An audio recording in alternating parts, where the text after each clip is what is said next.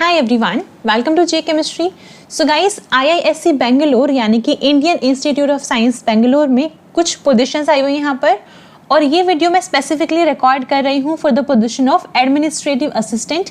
लेकिन अगर आप ये साइट ओपन करके देखोगे विच इज़ iisc.ac.in, अगर आप ये साइट ओपन करके देखोगे यहाँ पर आपको ना फैकल्टी पोजीशंस भी मिलेंगी। अगर आप इसको प्रॉपरली देखते हो एक बार अपना चेक कर लेना, अगर आप एलिजिबल हो तो आप इसको प्रॉपरली रीड कर लेना। मैं स्पेसिफिकली एडमिनिस्ट्रेटिव असिस्टेंट वाली पोस्ट के लिए आपको डिटेल में बताने वाली हूँ। यहाँ पर जो ये फैकल्टी पोजीशन है इसमें ना असिस्टेंट प्रोफेसर की यहाँ पर पोस्ट है, केमिकल साइंस में भी पोस्ट है, और जो एलिजिबिलिटी मांगी गई है यहाँ पर वो है PhD। यहाँ पर PhD डिग्री की रिक्वायरमेंट है यहाँ पर, और उसके साथ साथ a minimum of 3 years of teaching, research और प्रोफेशनल एक्सपीरियंस। आपको मिनिमम 3 years का एक्सपीरियंस चाहिए होगा। और यहाँ पर अगर हम बात करें एज लिमिट की तो वो है बिलो 35 years ऑफ एज। तो ये हमने सिर्फ देख लिया कि ये वाली पोस्ट है। अगर आपके पास PhD डिग्री है, साथ में एक्सपीरियंस है, तो आप इसको थोरोली रीड आउट कर सकते हो। अभी हम बात करेंगे इस वाली पोस्ट की जो कि है एडमिनिस्ट्रेटिव असिस्टेंट। तो यहाँ से अगर मैं ओपन करती हूँ उसका इंग्लिश वर्जन तो हमारे सामने ये ओपन होती है PDF। इसको एक बार देख लेते हैं। तो ये वैकेंसी आउट हुई है 11 अक्टूबर को, और जिसकी लास्ट डेट है वो रहेगी आई थिंक 7 नवंबर। हम आगे देख लेंगे।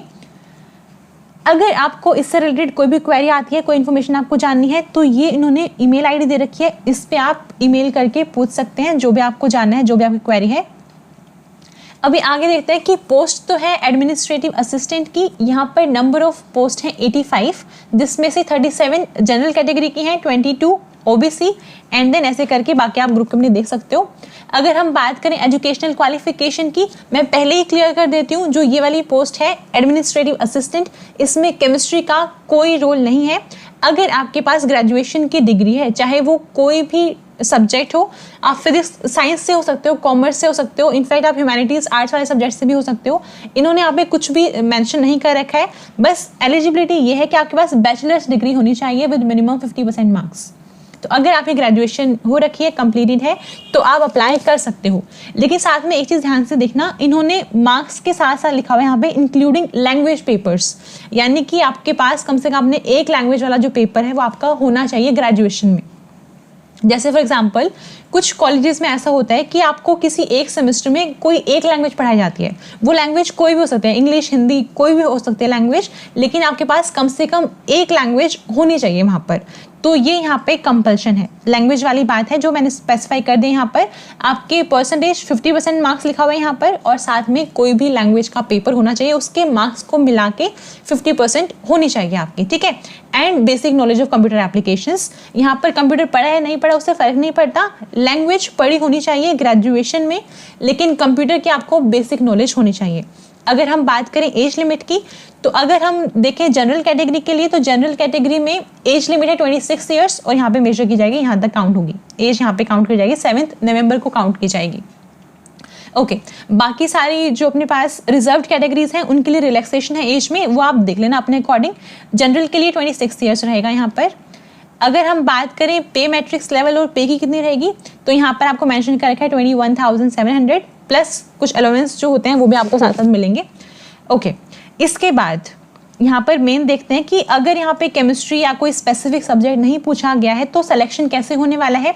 तो सिलेक्शन में बेसिकली 2 चीज़ें हैं, एक तो है आपका रिटन टेस्ट, एक तो पेपर होने वाला है जो कैरी करेगा 80% वेटेज, और साथ में जो 20% वेटेज है वो दी जाएगी आपकी एकेडमिक परफॉर्मेंस को, यानी कि आपके BSc में मार्क्स या फिर 10th 12th के मार्क्स हो सकता है काउंट कर लें। तो एकेडमिक परफॉर्मेंस आपकी 20% कैरी करेगी वेटेज, और बाकी जो आपका टेस्ट है वो 80% वेटेज कैरी करने वाला है, और जो टेस्ट है वो भी 80 मार्क्स का ही है। तो जितने मार्क्स पे आएंगे डायरेक्टली आपका वही यहाँ पे वेटेज आ जाएगी। ओके, इन्होंने फिर से स्पेसिफाई किया गया है कि एकेडमिक परफॉर्मेंस जो है उसमें हम बैचलर्स डिग्री में जो आपके मार्क्स आएंगे 20% उसका कैरी करने वाले हैं। साथ में लैंग्वेज पेपर भी होना चाहिए, लैंग्वेज पेपर के मार्क्स इंक्लूड करेंगे। दैट मीन्स अगर आपने ग्रेजुएशन में कोई लैंग्वेज वाला पेपर नहीं दिया हुआ है फिर आप इसके लिए एलिजिबल नहीं हो। आगे देखते हैं, यहाँ पर तो यही सब लिखा हुआ है कि परसेंटेज आप ध्यान से लिखेंगे। आप जो भी एप्लीकेशन फॉर्म में फॉर्म फिल करते टाइम अपनी डालेंगे परसेंटेज लास्ट तक वही रहेगी, इसलिए मेंशन किया गया यहाँ पे आपको प्रॉपरली मेंशन करना है। ऐसा ना हो कि आप कुछ डालने में गड़बड़ कर दो तो लास्ट तक वही चलेगा, करेक्शन शायद नहीं हो पाएगी, इसलिए यहाँ पे स्पेसिफिकली मेंशन किया गया है। तो अपने मार्क्स ध्यान से फिल करना। जो रिटन टेस्ट होगा, बेसिकली रिटन एप्टीट्यूड टेस्ट जो होगा वो एक कंप्यूटर बेस्ड MCQ टेस्ट होगा। एक क्वेश्चन के आपको 4 ऑप्शन मिलने वाले हैं, ऑनलाइन पेपर होने वाला है। अगर हम बात करें एप्लीकेशन फ़ी कितनी है, तो जनरल और OBC कैटेगरीज के लिए फीस है 800 रुपीज़। जो विमेन कैंडिडेट्स हैं और जो बाकी यहाँ पे रिजर्व कैटेगरी के एस्पिरेंट्स हैं उनके लिए 400 रुपीज़ है। और एक बार अगर आपने फ़ी पे कर दी तो वो नॉन रिफंडेबल यानी कि वापस रिटर्न नहीं होगी किसी भी कंडीशन में। कुछ टर्म्स एंड कंडीशंस हैं यहाँ पर, the candidate must be a citizen of India.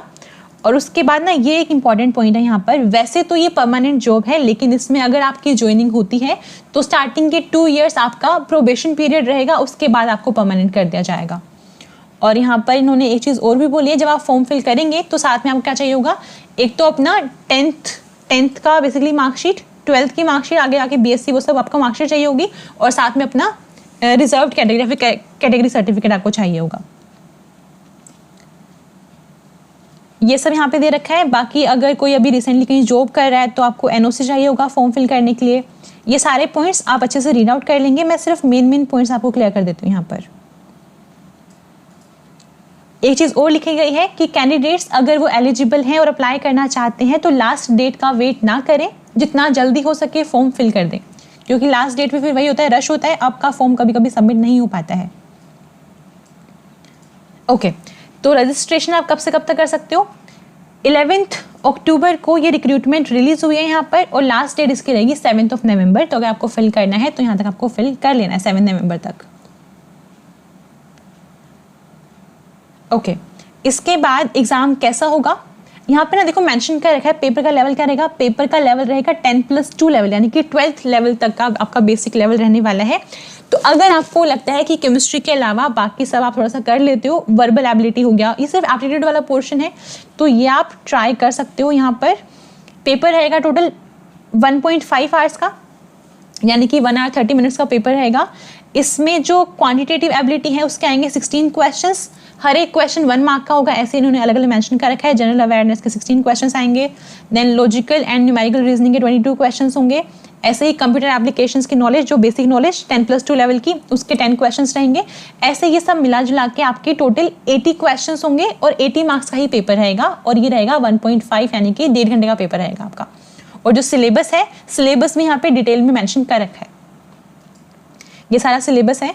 और जो ये PDF है इसका लिंक मैं आपको डिस्क्रिप्शन में दे दूंगी, वहाँ से आप चेक कर सकते हैं। इसके अलावा देखो सिलेबस तो कंप्लीट हो गया यहाँ पर। अब ना वो लाइन हमें दिखी नहीं, बट यहाँ पे ना स्पेसिफिकली मेंशन किया गया था, अगर आप अप्लाई करते हो और आप एलिजिबल अगर हो तो जो एडमिट कार्ड होगा ना, एडमिट कार्ड आपकी मेल ID पे आएगा। तो आप जो भी अपनी ईमेल डालेंगे वहाँ पे ध्यान से डालना, उसको वेरीफाई कर लेना प्रॉपरली, क्योंकि आपका जो एडमिट कार्ड, जिसको ये बोल रहे थे कॉल लेटर कह लो, या फिर जिसको हम एडमिट कार्ड बोलते हैं, वो आपकी ईमेल ID पे, ये रहा पॉइंट नंबर 12, वो आपकी ईमेल ID पे सेंड किया जाएगा। तो आपको ध्यान रखना है कि आप जो भी फिल करोगे उसको बार बार चेक करते रहो, अपनी ईमेल्स को मतलब फ्रिक्वेंटली चेक करते रहना। तो ये थी प्रॉपर इसकी डिटेल। बाकी अगर आपको इससे रिलेटेड कोई और क्वेरी है, यहाँ पे साइड पर इतना ही मेंशन कर रखा है, इसके अलावा कुछ भी अगर क्वेरी है तो ऊपर ईमेल ID दी गई है, उसको आप चेक कर सकते हैं। इस PDF का लिंक आपको डिस्क्रिप्शन में मिल जाएगा। आई होप ये वाली वीडियो आपके लिए हेल्पफुल रही होगी। Thank you so much for watching.